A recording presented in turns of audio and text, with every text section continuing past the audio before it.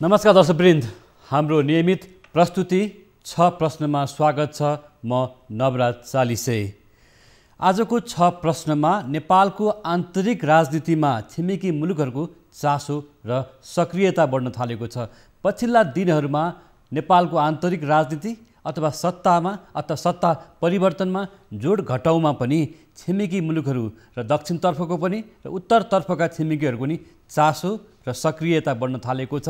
यसलाई राजनीतिक क्षेत्रमा निकै चासोका साथ हेर्न थालिएको छ र भारतीय विदेश सचिव हर्षवर्धन यतिखेर नेपाल भ्रमणमा आउने तयारी भइरहेको छ र हर्षवर्धनको यो भ्रमणले भारत र नेपाल बीच लामो समयदेखि सीमा विवादका कारणले गर्दा दुई मुलुकको सम्बन्धमा तिक्तता आएको सम्बन्धमा केही सुधार हुन सक्ने पनि अपेक्षा गरिएको छ। तर कूटनीतिक क्षेत्रमा यतिखेर भारतीय खुफिया एजेन्सी रका प्रमुखले हाम्रा प्रधानमन्त्रीसँग भेटघाट गरेको विषय अथवा रातको समयमा गरेको भेटघाटको विषय निकै चासो र चिन्ताको विषय पनि रहेको छ कि त्यसैगरी सेनाध्यक्षको भ्रमणपछि विदेश सचिवको भ्रमणले के दुई मुलुक बीचको सम्बन्धमा साँच्चै सुधार हुन सक्छ त भन्ने आशा पनि पलाएको छ।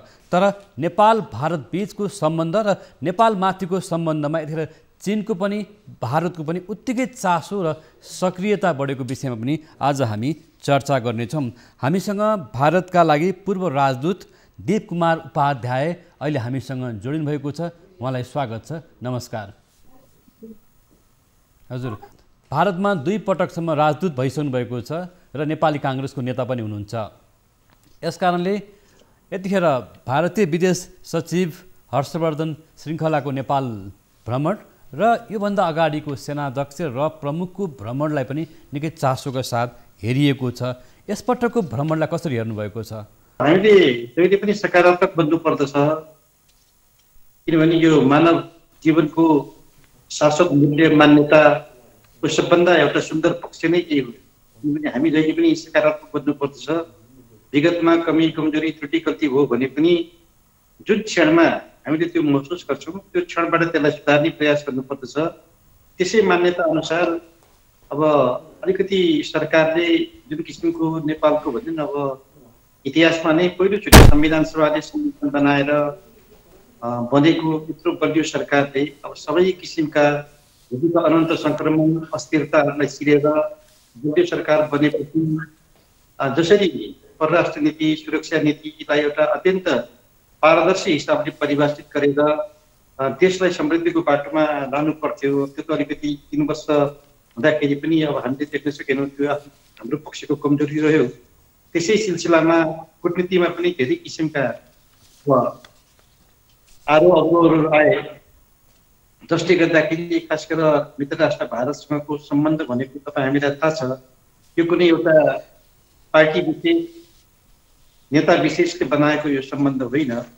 यो त एउटा हाम्रो चाहिँ भन्छ नि संस्कृति सभ्यता इतिहास परम्पराले यसलाई चाहिँ एउटा निर्देशित गरेको एउटा अत्यन्त गौरवपूर्ण एउटा यो सम्बन्ध हो।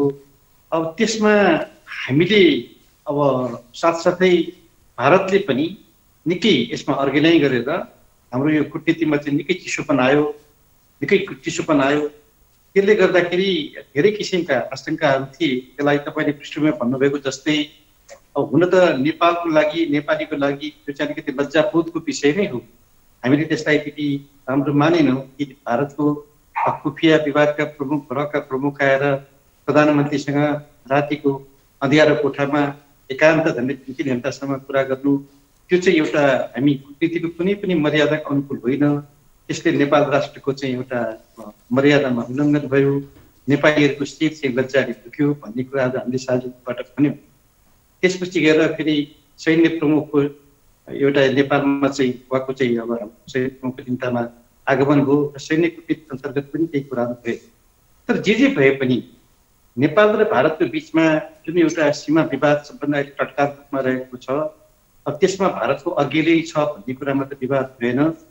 किनभने हाम्रो परराष्ट्रको प्रोटोकलमा काला पानी र सुस्ताको क्षेत्र त्यो एउटा बिन्दु होइन, एउटा ठाउँ होइन, त्यो क्षेत्र दुवै क्षेत्र नै विवादित हो भनेर भारतले स्वीकारेर अब रहेको अवस्थामा पनि एकतर्फी रूपबाट नक्सा बनाउने, बाटो बनाउने, त्यसको उद्घाटन गर्ने र त्यसलाई नेपालले कूटनीतिक नोटबाट प्रतिवाद गर्दाखेरि अब वार्ता खास गरेर भन्नु तपाईँको त प्रविधिको माध्यमबाट समेत पनि अब सम्पर्कमा नआउने त्यस किसिमको अर्कीले भारतले गरेपछि बाध्यतावश नेपालले पनि भन्दैन हाम्रा क्रियाकलापहरू भएको सन्दर्भमा यी घटनाहरू भए।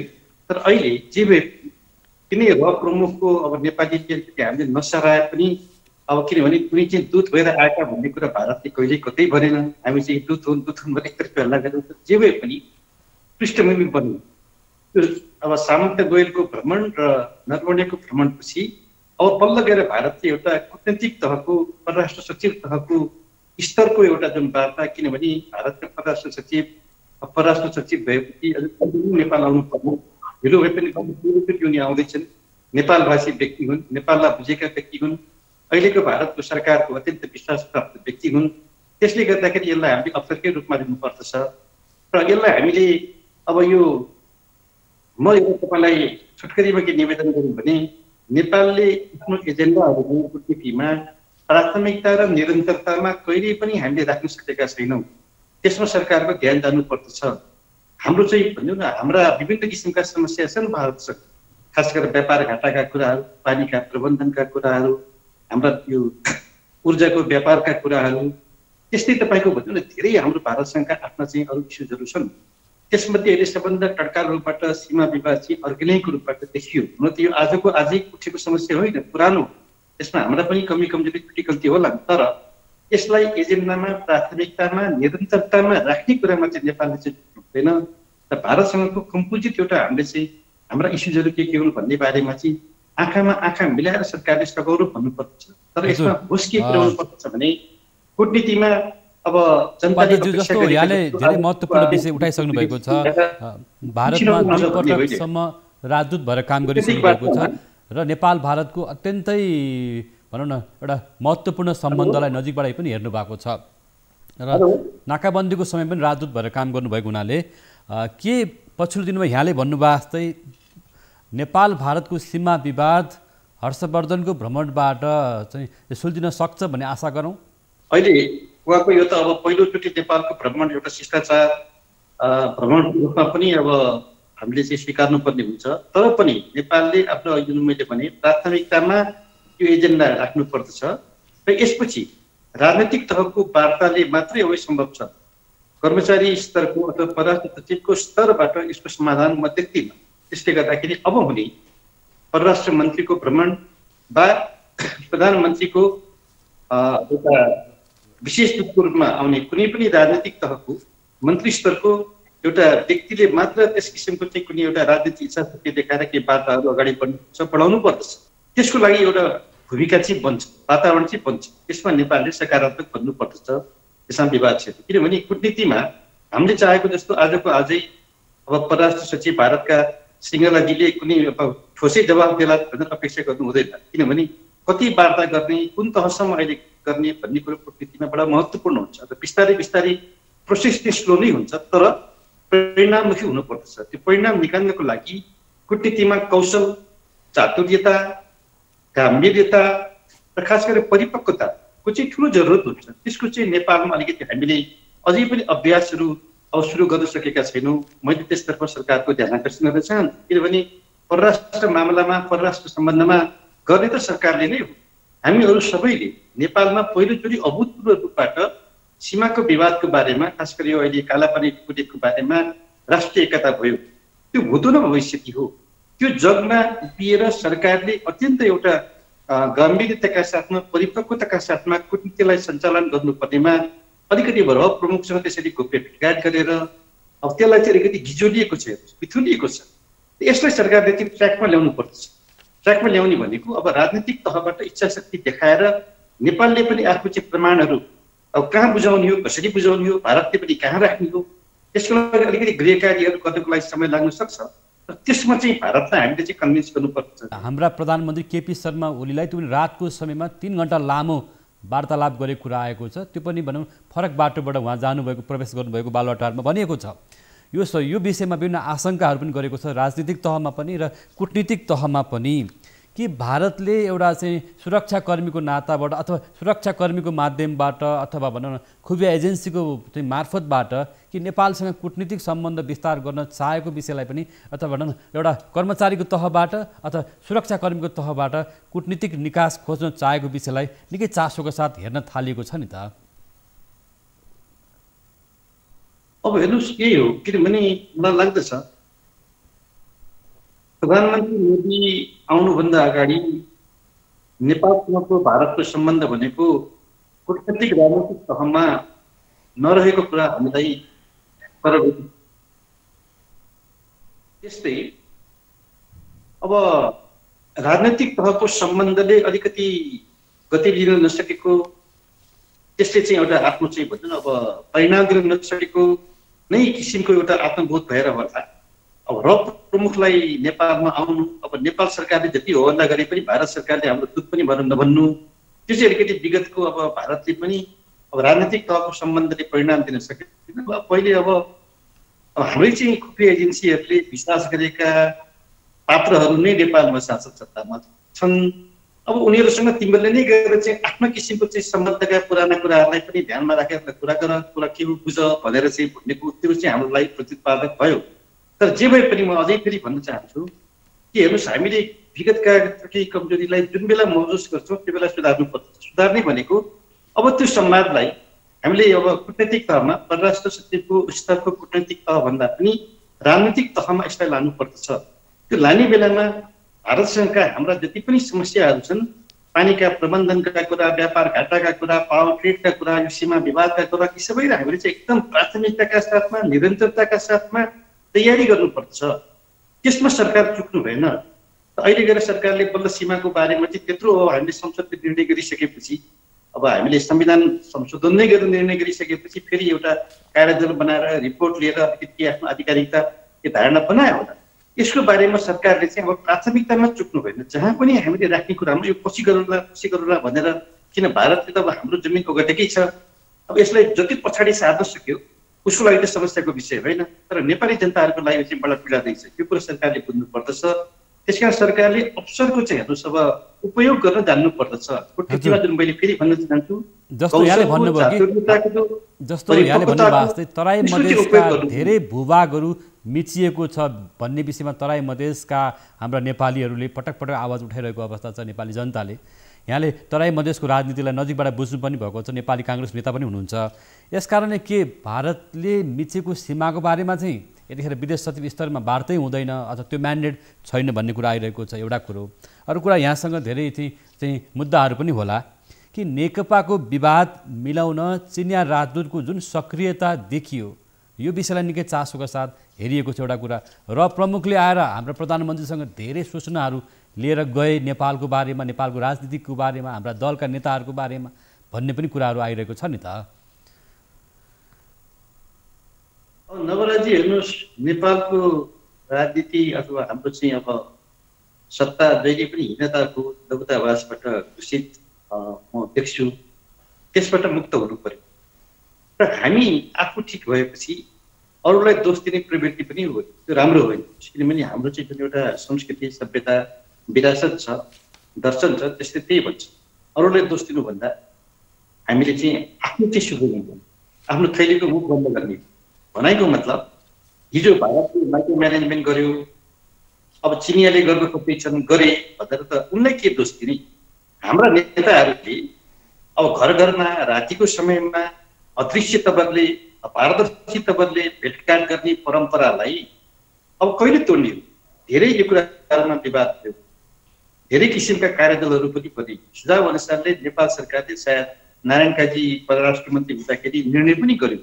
अब हामीले हाम्रो चाहिँ परराष्ट्र नीति, सुरक्षा नीतिलाई पारदर्शी हिसाबले परिभाषित गर्ने र एउटा आचार संहिताको निर्माण पनि भयो र त्यो क्याबिनेटले निर्णय पनि गर्यो। लागू हुँदैन र त्यो लागू किन हुँदैन भन्ने सबभन्दा पहिले प्रधानमन्त्रीजीबाटै त्यसको उल्लङ्घन हुन्छ।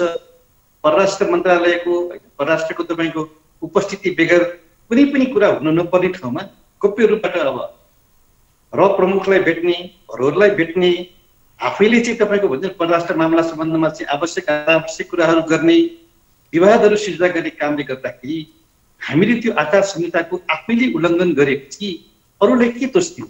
त्यसकारण त्यसमा सुधार हुन्छ कि हुँदैन, हुनु पर्थ्यो, अहिलेसम्म भएको छैन। म अहिले पनि आग्रह गर्न चाहन्छु यो बारेमा सरकारले गम्भीरताका साथमा ध्यान दियोस् र पहिले आफू सच्चिने, आफू चाहिँ भन्छ नि एउटा तपाईँको एउटा प्रमाणित हिसाबबाट अब हामी चाहिँ कोड अफ कन्डक्टमा अब हामी रहन्छौँ छौँ भन्ने मेसेज दियो भने न चिनिया न भारतीय न कुनै पनि देशका यो राजदूतहरूले वा अरू कुनै दूतहरूले नेपालको मामलामा अनावश्यक हस्तक्षेप गर्ने, अनावश्यक चर्केल गर्ने कुराहरू सम्भव छैन। तर त्यस्तो भइरहेको छैन। जस्तो यहाँले यहाँ आफै राजदूत भएर काम गरिसक्नु छ, राजदूतको एउटा प्रोटोकल पनि हुन्छ, यहाँले भनिहाल्नुभयो। अब यो एउटा सन्दर्भ पनि देखिएको छ पछिल्ला दिनहरूमा, विशेष गरेर भारत र चीनका राजदूतहरू जसरी छोरी ज्वाइँले घर घर गएर भेटे जस्तै गरेर घरमा गएर एउटा मान सम्मान गरे जस्तो अहिले राजदूतहरू पनि हाम्रो नेताजीहरूको घर घरमा पुग्ने, रातको समयमा पनि पुग्ने गरेको देखियो, चाहे सत्तारूढ दलका नेताहरू हुन् अथवा विपक्ष दलका नेताहरू हुन्। र पछिल्लो दिनमा प्रचण्डले राजदूतलाई भेटेको अथवा माधव नेपालले भेटेको, वामदेव गौतमले भेटेको, झलनाथ खनालले भेटेको जस्ता कुराहरू पनि धेरै आइरहेको छ नि त।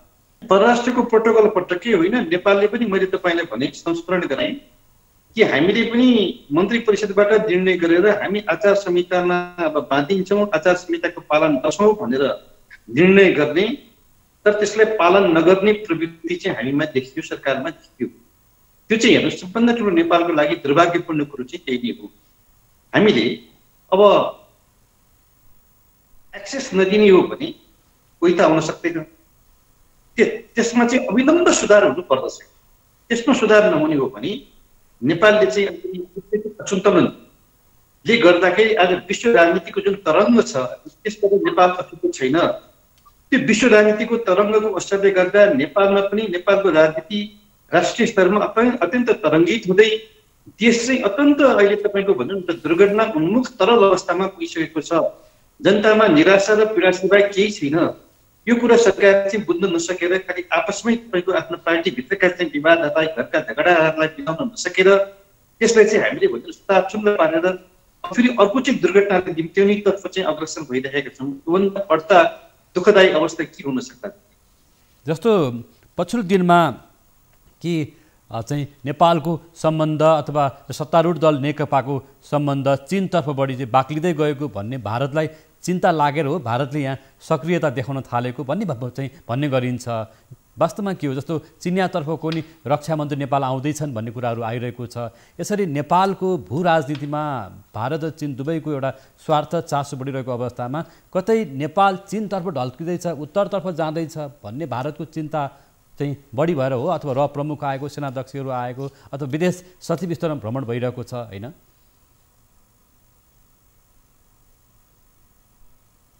अब मैले तपाईँलाई विश्व राजनीतिको तरङ्गको चर्चा गरेँ, त्यसबाट नेपाल अछुतो हुन सक्दैन। जस्तै अहिले अब नेतामा पनि नेतृत्वको अब परिवर्तन हुँदैछ, त्यसले पनि खासै फरक पर्ने देखिँदैन विश्व राजनीति।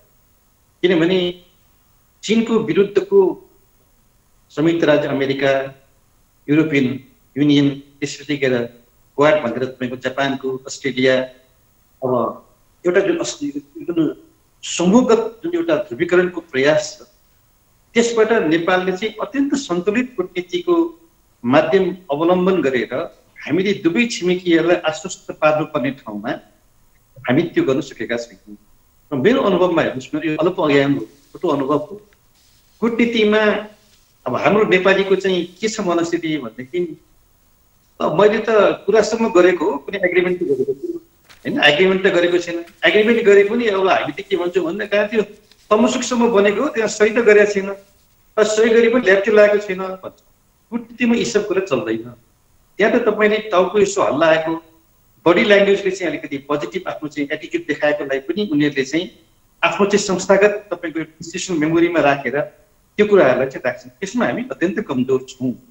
त्यसले गर्दा यो विश्व राजनीतिको तरङ्गलाई पनि नेपालले बुझेर अब हामीले सबभन्दा पहिले हाम्रो चाहिँ एउटा राष्ट्रिय राजनीतिमा परराष्ट्र नीतिको बारेमा, सुरक्षा नीतिको बारेमा हामी जतिसकेको एकमत हुन सक्छौँ भनेदेखि अरूलाई दोष दिन आवश्यक छैन। होइन भने हामीले हेर्नुहोस् अब यो त झन्झन झेल्नुपर्ने छ।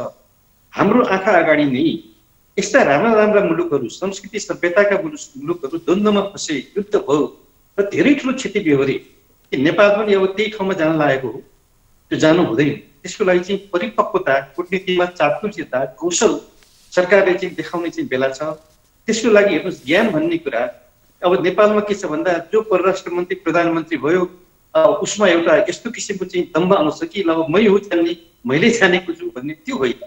सम्पूर्ण जे जति पनि हेर्नुहोस् परराष्ट्र सेवामा काम गरेका वा अरू चाहिँ यो सम्बन्धी ज्ञान राख्ने मान्छेहरूका सम्पूर्ण नेपाल र नेपालीका विदेशमा रहनेसम्मको पनि हामीले ज्ञानलाई, अनुभवलाई, सिपलाई, दक्षतालाई एक ठाउँमा ल्याएर राखेर सबैको राय सुनेर त्यो राष्ट्रिय विचार, राष्ट्रिय सोच बनाएर हामी जान सक्यौँ भने हामीले हीनताबोध, लघुतावासबाट देशलाई मुक्त गर्न सक्छौँ र मुक्त हुन सक्छौँ। होइन भने यस्तै हुन्छ। र प्रमुखले आएर 3 घण्टा गोप्य रूपबाट राति भेटघाट गर्न सक्छ, त्यो त उनले चाहेर, उनले त चाहन्छन्, हामीले किन चाह्यौँ? एक प्रश्न छ। त्यस्तै अब पनि सरकारले यी सब मामलाको बारेमा कूटनीतिमा अत्यन्त सन्तुलित भूमिका गर्छ कि गर्दैन? हामीले अहिलेको चाहिँ जुन एउटा तरङ्गित विश्वको राजनीति अथवा तपाईँको एउटा जुन ध्रुवीकरणको परिस्थितिमा नेपालको भूमिका के हुन्छ भन्ने बारेमा निर्णय त हामीले गर्ने। त्यो सरकारले व्यक्तिको एउटा लहरको भरमा, सोचको भरमा गर्छ कि राष्ट्रिय सोच बनाउँछ? आजको प्रमुख चुनौती सरकारको चाहिँ अघि चाहिँ। हजुर, अब हामी कि विदेश सचिव स्तरीयमा हुन लागिरहेको यो भ्रमण अथवा भनौँ न श्रृङ्खला चाहिँ नेपाल भाषी चाहिँ भारतीय नागरिक भएको अवस्थामा यतिखेर भारतीय विदेश मन्त्रालयका सचिव हर्षवर्धन श्रृङ्खलाबाट हामी के आशा गर्ने ठाउँ पनि छ होला नि त? नेपाली मातृभाषा भएको एउटा चाहिँ विदेश सचिव पाउँदाखेरि हाम्रो आफ्नो एजेन्डाहरू हामीले राम्रोसँग भन्न सक्यौँ भने त केही कुरा नेपाल भारतबीच सुमधुर सम्बन्ध नै हुनसक्छ कि? आशा गर्नुपर्छ। नेपालीहरू स्वभावले नै हेर्नुहोस् अत्यन्त शान्तिप्रिय, अत्यन्त हामी चाहिँ एउटा संयमित र सृजनशील अब नागरिकहरू नेपालमा छन्, नेपाली छन् भन्ने कुरा विश्वमा प्रमाणित छ। हामीले कहिले पनि आफ्नो तर्फबाट अर्गेनाइज गर्न हुन्न। हामी त अब अतिथि देवो हो भन्ने हाम्रो परम्परा पनि छ। एकचोटि उनी शिष्टाचार भ्रमणमा पनि आएका छन्, तर हामीले हाम्रा कुराहरू भन्नुपर्दछ। उनी नेपाली भाषी छन्, नेपालको बारेमा बुझेका छन्, अहिले भारतको देश सरकारका विश्वास प्राप्त छन्। समयको उपयोग हामीले गर्नुपर्दछ, यसमा दुई मत हो। तर उनले पनि आफ्नो भन्नु जे जति म्यान्डेट त्यो परिधिभित्र गर्ने कुराहरू हुन्छ। आजको आजै जवाब दिन सक्लान् नसक्लान्, तर वातावरण बनाउनु पर्दछ। यसपछि राजनैतिक तहको संवादको लागि हामीले आधारशिला बनाउनु पर्दछ। छिटोभन्दा छिटो राजनीतिक तहको संवाद सुन्नु पर्दछ। राजनैतिक तहको इच्छा शक्तिले मात्रै यी समस्याको समाधान सम्भव छ। होइन भने हामीले हेर्नुहोस् भारतको नेपालप्रतिको नीति अथवा भारतको चाहिँ नेपालसँगको परराष्ट्र नीति सहज होइन भन्ने कुरा बुझ्नु पर्दछ। प्रधानमन्त्री मोदीले राजनैतिक तहमा सम्बन्ध राख्न खोजेका हुन्, तर त्यसमाथि उनीमाथि पनि भारतमा ठुलो आरोप छ कि एउटा पार्टीको चाहिँ बहुमतको सरकार भयो भन्दैमा, अलिकति टावरिङ पर्सनालिटी भयो भन्दैमा देशको परराष्ट्र नीतिलाई विषय दिन पाइन्छ, प्रचार गर्न पाइने प्रश्न थियो पहिलो पटक। तर दोस्रो पटक जितेर आएपछि अहिले नेपालमा पनि स्थायी सरकार, बलियो सरकार बनेपछि त्यसलाई चाहिँ दुवै सरकारले उपयोग गर्न सकेनन्। त्यो चाहिँ नेपालको पनि कूटनीतिक विफलता हो, भारतको पनि कूटनीतिक विफलता हो भन्ने कुरा मैले धेरैचोटि भनेको छु। किनभने एक हातले ताली बज्दैन। भारतभित्र पनि नेपाल जस्तो तपाईँले एउटा भन्नु न हाम्रो चाहिँ जुन मैले संस्कृति, सभ्यता, इतिहास, भूगोल, प्रकृतिको सम्बन्धलाई मैले जोडेर कुरा गरेँ, त्यस्तो देशसँग पनि सम्बन्ध किन बिग्रियो भन्ने त ठुलो जनदबाव भारतमाथि पर्छ। नाकाबन्दीको बेलामा पहिलोचोटि भारतको संसदमा होइन, त्यो किन सम्भव भयो? त्यो भारतीय दबावले गर्दा सम्भव भएको थियो। त्यो कुरा हामीले बुझ्नु पर्छ। र नेपालले कहिले पनि हीनताबोध, लघुतावास राख्नु हुँदैन कि भारत ठुलो छ, भारतले हामीलाई हेप्ला, हिजो भन्दा नदीमा ठोक्यौँ, यसमा ठोक्यौँ, यता यस्तो हो। यी सबबाट हामीले मुक्त हुनुपर्दछ। अन्तर्राष्ट्रिय कानुन छन्, अन्तर्राष्ट्रिय नियम छन्, अन्तर्राष्ट्रिय त्यसका चाहिँ प्रचलन छन्। यी सबै कुरालाई ध्यानमा राखेर हामीले चाहिँ विन-विन सिचुएसनमा कसरी उपयोग गर्ने, कसरी हामीले देशलाई समृद्धिमा लाने, भारतको सहयोग बेगर जुन प्रकृतिको तपाईँको एउटा बनावट छ, प्रकृतिको भाग छ, सजिलो दक्षिणको भूभाग छ, बनोट छ, त्यसलाई हामीले कहिले पनि बिर्सनु हुँदैन। त्यो कुरा चिनिया मित्रहरूले पनि भन्छ कि सप्लाईको बारेमा तपाईँहरूले कहिले पनि भारतसँग भर पर्ने कुराबाट तपाईँहरू विमुख हुनु हुँदैन। किनभने उत्तरको चाहिँ यति डिफिकल्ट छ। हेर्नुहोस् त्यो भन्दा 15,000 फिटको हाइटबाट हामी जहाँबाट आए पनि पार गर्नै पर्दछ। त्यो बर्खामा तपाईँको भन्दा कुन किसिमको भूस्खलन होइन, त्यहाँ पहाडै स्खलन हुन्छ। जाडोमा हिउँ पर्छ 3-4 फिट, त्यति सहज छैन, अत्यन्तै कठिन छ। त्यस कारण तपाईँहरूले यो कुरा ध्यान दिनुपर्छ भनेर भन्दै हामीहरू चाहिँ खालि एउटा भन्ने कम्युनिस्ट मित्रहरूको चाहिँ उहाँको एउटा बाध्यता हो। दर्शनमा भारतीय विस्तारवाद, अमेरिकी साम्राज्यवाद भनेर उनीहरूलाई चाहिँ गाली गलोज नगरेसम्म आफ्नो आधारशिला नबन्ने, आफ्नो चाहिँ लोकप्रिय नभइने जुन धमधमी छ त्यसबाट देश मुक्त हुनुपर्दछ। आजको जुन नयाँ विश्वको राजनीतिको परिवेश भने त्यसबाट नेपाल चाहिँ हेर्नु अत्यन्त तरल अवस्थामा पुगेको छ। सरकारको पर्फर्मेन्स नभएर दुःख पीडा जनताले चाहिँ अब आज अहिले पनि जुन किसानले मल नपाउने, पैसा तिरेर पनि मल नपाउने, सामान्य भारतसँग एउटा राम्रो सम्झौता हुँदाखेरि आज हेर्नुहोस् तेलको लागि, पेट्रोलियम प्रोडक्ट्सको लागि समस्या छैन। भारतभन्दा सस्तो नेपालमा पाइन्छ, तर नेपालमा पैसा तिरेर मल पनि नपाउने, यो के हो त सरकारको पर्फर्मेन्स? यसले यी 100 प्रश्नहरू छन्। त्यस्तै हेर्नुहोस् यत्रो अहिले स्वास्थ्यको महामारी छ, सरकारले सर्वहाराको सरकार भनेर गरिबहरूले कतै पनि त्राण नपाउने, आज सम्पूर्ण मजदुर, किसान, तपाईँको निजी क्षेत्र, उद्योगी, व्यवसायी आज कोही सन्तुष्ट छैन। किन यस्तो भइरहेको छ? यसको बारेमा सरकारले ध्यान पुगेको छैन। चरम भ्रष्टाचारका कुराहरू छन्, यसमा हाम्रा पनि कमजोरी होला, प्रतिपक्षको पनि कमजोरी होला, तर सरकारको लागि चाहिँ अब समय छैन।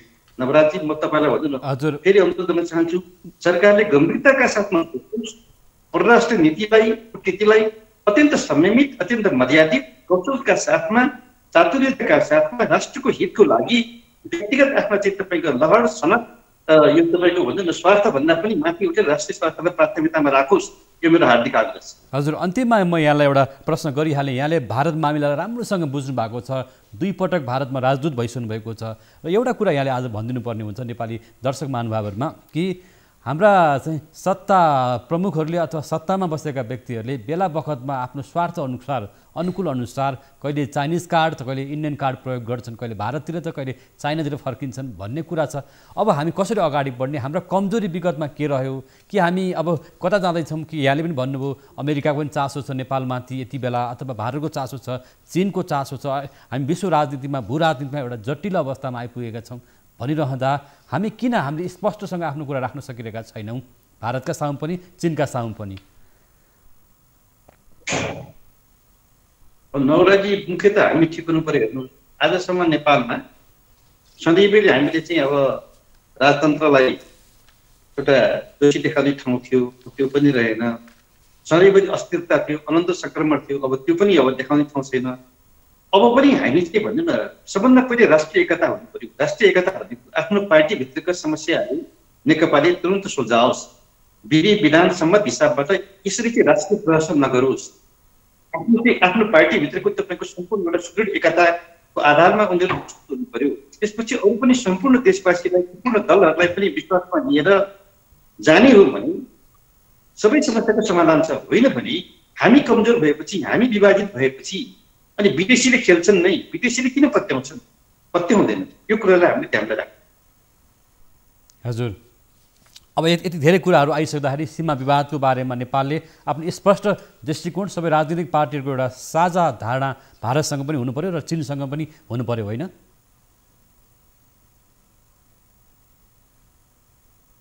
अवश्य नै हेर्नुहोस्, अवश्य नै हामीले सन् 1950 को सन्धि, त्यसपछि गएर सुगौली सन्धिका आधारहरूलाई अब ध्यानमा राखेर मित्र राष्ट्र भारतलाई पनि हामीले के भने सम्मानजनक हिसाबबाट हाम्रो अतिक्रमित भूभागबाट कसरी बहिर्गमन हुने, जसरी पहिले अब भारतीय सैन्य चेकपोस्टहरू सम्मानका साथमा हट्न हटे, त्यही हो कूटनीतिक कौशलताको, चातुर्यताको, परिपक्वताको प्रमाण के हो। त्यस्तै अहिले पनि सरकारले गर्नुपर्ने के हो, त्यसको लागि सम्पूर्ण देश एक ठाउँमा उभिने, एउटा आवाज गर्ने बन्नुपर्दछ। सीमा विवादको बारेमा त्यो एउटा भयो, त्यो उपलब्धि हो। त्यही जगमा उभिएर सरकारले गर्नुपर्दछ। त्यो मित्र राष्ट्र भारतसँग पनि, मित्र राष्ट्र चीनसँग पनि, अरू पनि मित्र राष्ट्रहरूसँग हामीले कूटनीतिको आधार भनेको हाम्रो राष्ट्रिय एकता, हाम्रो राष्ट्रिय एउटा तपाईँको भन्छ अब स्वाभिमानलाई तब मात्रै हामी प्रखर रूपबाट अगाडि बढाउन सक्छौँ। हामी एक हुन सकेनौँ भने त विदेशीहरूले, अरू तपाईँको शक्ति राष्ट्रहरूले खेल्छन्। यो कुरालाई जहिले पनि हामीले चाहिँ मनन गर्नुपर्दछ। र एउटा अन्तिममा तपाईँलाई निवेदन, जस्तो यहाँले भन्नुभएको भारतीय सैनिकहरू अथवा ब्यारेकहरू अथवा कालापानी लिपु लेकबाट, सुस्ताबाट अथवा लिम्पिया धुराबाट हटेको अवस्था त छैन, अथवा हामीले जतिसुकै भारतसँग वार्ता गरे पनि, जति धेरै चाहिँ भारतका विषयमा विरोध गरे पनि त्यो सैनिकहरूलाई हटाउन चाहिँ किन सकिरहेका छैनौँ त? नवराज सुन्नुहोस् न, छिटो हुँदैन। जसरी भारत र बङ्गलादेशको बिचमा पनि सीमा विवाद थिए, त्यो उनीहरूले हल गरे। केही आफूले आन्तरिक राजनीतिक तहको छलफलबाट टुङ्गो गरे, केही उनीहरूले एउटा अन्तर्राष्ट्रिय आफ्नो चाहिँ भन्छ अब मान्यता अनुसारले गरे। त्यो खास गरेर सामुद्रिक हिसाबमा चाहिँ त्यो अन्तर्राष्ट्रिय उनीहरूले एउटा समझदारीको आधारले बाहेक पुञ्जले आफैले चाहिँ इभेन्ट गरेर टुङ्ग्यायो भने नेपाल त नटुङ्गिने कुरो होइन। त्यसको लागि चाहिँ एउटा त्यो किसिमको इच्छा शक्ति, त्यो किसिमको एउटा चाहिँ तपाईँको हाम्रो चाहिँ तयारी हुनु पर्यो। हामीले आफ्ना प्रमाणहरू भारतलाई पनि ससम्मान उनीहरूलाई चाहिँ चित्त बुझाएर त्यो कुराहरू चाहिँ बुझाउन सक्नु पर्यो। हेर्नुहोस्, अब किनभने आजको यो आजै उठेको समस्या होइन, त्यसले गर्दाखेरि हामीले कुनै युद्धबाट पनि समाधान छैन। त्यो चाहिँ के भने पारस्परिक एउटा सद्भावबाट, विश्वासबाट भारत जस्तो एउटा तपाईँको भन्छ अब देशले नेपाल जस्तो नेबरहुड फर्स्ट पोलिसीमा नेपाल चाहिँ नियरेस्ट र डेरेस्ट भन्दा भन्दै अनि नेपालसँगको यस्तो किन व्यवहार होइन, नेपालको तपाईँको कालापानीको क्षेत्र र सुस्ताको क्षेत्रको चाहिँ भूभागलाई लिएर यत्रो चाहिँ यो किन भन्ने कुरा त भारतमा पनि उठेको छ, नउठेको होइन, उठेपछि त्यो नै हाम्रो चाहिँ जग। हामीले हाम्रो प्रमाणलाई त्यो भन्नु न एकदम यसलाई चाहिँ अत्यन्त शालीनताका साथमा यसलाई राजनीतिक तहमा यसलाई प्रस्तुत गर्नुपर्दछ र यो समस्या समाधान नहुने भन्ने कुरा हुँदैन। समस्या समाधान हुन्छ, किनभने हामीले गोवा नै कति वर्षपछि बल्ल बल्ल भारतले चाहिँ फिर्ता पायो। हङकङको आज अवस्था हेर्नु, विश्वमा यस्ता धेरै घटनाहरू छ, धेरै पछि पनि आफ्नो चाहिँ स्थापित प्रमाणको आधारमा ती भूभागहरू चाहिँ भन्नु फिर्ता भएका सम्बन्धित देशले फिर्ता लिएको इतिहास त साक्षी छ नि त। भारतको कुनै किसिमको पनि त्यसमा अस्तित्व छ भने त्यो भारतले भन्ला, हामीले सुन्ने कुरो सुनौला, तर प्रामाणिक रूपबाट जसको जुन भूभाग हो त्यो भूभाग त त्यसैको हुन्छ। यो कुरामा चाहिँ के भने नेपालीहरूले अलिकति धैर्य संयमका साथमा यसलाई प्राथमिकतामा निरन्तरतामा यो कुरा उठाउँछु कि उठाउँदैन, मूल कुरो चाहिँ के हो। हस् त, यहाँले महत्त्वपूर्ण अनुभव आफ्नो चाहिँ नेपाल भारत बीचका सम्बन्ध र पछिल्ला दिनमा नेपालमा भारत, चीन र अन्तर्राष्ट्रिय शक्ति केन्द्रहरूको चासो र स्वार्थ बढिरहेको विषयलाई नेपालको राजनीतिक दलहरूले अथवा सत्तामा बसेका राजनीतिक शक्ति केन्द्रहरूले बडो एउटा गम्भीरतापूर्वक र चलाखीपूर्ण कूटनीतिक तरिकाबाट नेपालको राष्ट्रिय हितमा सोच्न आवश्यक छ। हामीले कुनै पनि कार्ड प्रयोग गर्नु हुँदैन भन्ने कुरा राख्नुभएको छ। यसको लागि समय र विचारको लागि धन्यवाद। नवराजी धन्यवाद छ। टेक्निकल प्रब्लम अडियो चाहिँ अलिक कम थियो, त्यही पनि जो हामीले कुराकानी गऱ्यौँ र श्रोताहरूलाई पनि अभिवादन चाहिँ बिदा हुन चाहन्छु। धन्यवाद। हस् त, केही प्राविधिक कारणवश हाम्रा कुराकानीमा केही कमी कमजोरीहरू भए, यतिखेर हामी प्रविधिका मार्फतबाट कुराकानी गरिरहेका छौँ। हो, यतिखेर भारतका विदेश मन्त्रालयका सचिव हर्षवर्धन श्रृङ्गलाको नेपाल भ्रमण हुँदैछ भने यो पछिल्ला दिनहरूमा भारतीय खुफिया एजेन्सी र प्रमुख त्यसरी सेनाध्यक्षको भ्रमणपछि हुन लागेको विदेश सचिव स्तरीय भ्रमणले के भारत नेपालसँग साँच्चै कूटनीतिक तहमा, राजनीतिक तहमा सम्बन्ध विस्तार गर्दैछ त भन्ने एउटा चासो, अर्कोतिर उत्तरी छिमेकीको यहाँमा नेपालमा जुन सक्रियता बढेको छ त्यो चिन्ता र चासोको कारण हो या के कारण हो? पछिल्ला दिनहरूमा भारत र चीन दुवैले नेपालको राजनीतिमा, आन्तरिक राजनीतिमा चासो राखिरहेको अवस्थामा हामी कूटनीतिक चलाखीपूर्ण आफ्नो चाहिँ दुई मुलुकका छिमेकी मुलुकहरूसँग सम्बन्ध कायम राख्नुपर्दछ भन्ने नै कुराहरू उठेको छ। आज हामीसँग जोडिनु भएको छ नेपालका लागि, भारतका लागि पूर्व राजदूत दीप कुमार उपाध्याय। आजको हाम्रो नियमित प्रस्तुति 6 प्रश्नको पनि समय पुरा भएको छ। हामी सबै बिदा माग्छौँ। नमस्कार।